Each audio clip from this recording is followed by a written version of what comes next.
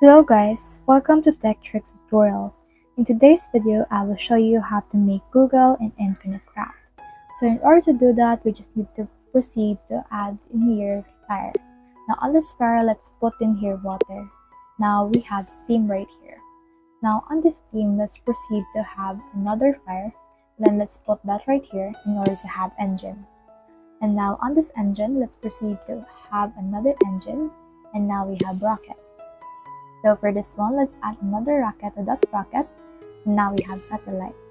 So for this satellite right here, next thing we need to do is we just need to head over and add another thing that we have on our board right here. Let's proceed to have water, and then let's add another water to that water, and now we have lake.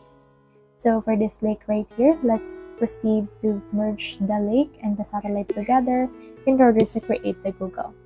So that's the whole process. If you have any questions, just comment them down below and we will try our best to answer. Thanks!